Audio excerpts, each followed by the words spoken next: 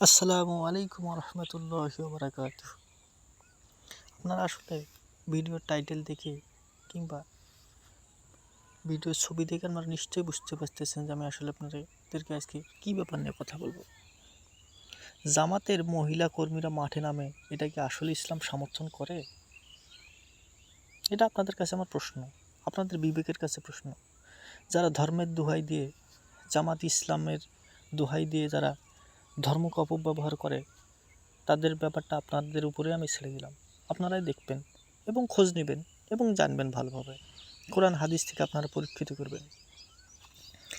সে মোহাম্মদ সাল্লাল্লাহু আলাইহি সাল্লামের জন্মের পর 570 খ্রিস্টাব্দ থেকে শুরু করে আজ পর্যন্ত আমাদের প্রথম ছিল আপনাদের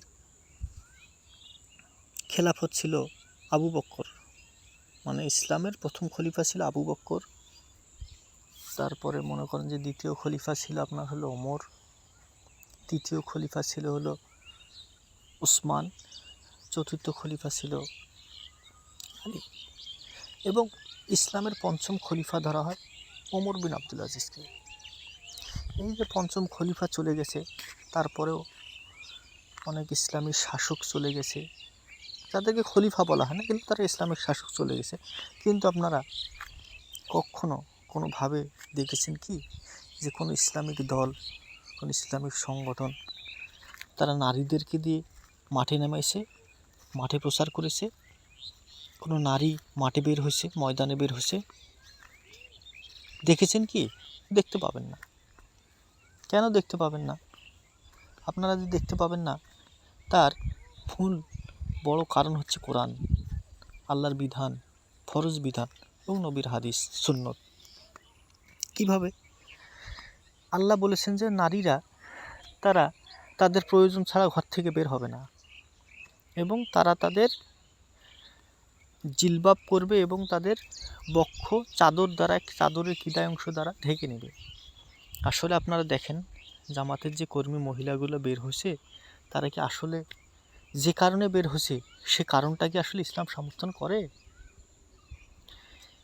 এর থেকে বর্তমান যে বাংলাদেশে ক্রান্তিকাল চলতেছে, তার থেকেও কি বড় ক্রান্তিকাল, ক্রাইসিস সময় কি ইসলামে পূর্বে চলে যায়নি? এর থেকে বড় ক্রান্তিকাল কি ছিল না? তখনও মহিলারা বের হয়নি। আজকে মহিলাদের বের হওয়ার প্রয়োজন হলো? আসলে কি কোনোভাবে জামাত ইসলাম আমাদেরকে কি ধোঁকা দিচ্ছে না তো? কীভাবে বলেন? আমি তো নিশ্চিত যে এটা আসলে একটা ধোঁকা ছাড়া, ফিতনা ছাড়া অন্য কিছুই না।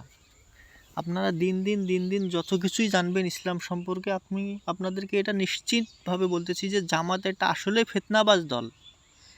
এটার সঙ্গে ইসলামের কোনো সম্পর্ক নেই। কোনো দিনও ইসলাম এভাবে প্রতিষ্ঠিত হয়নি।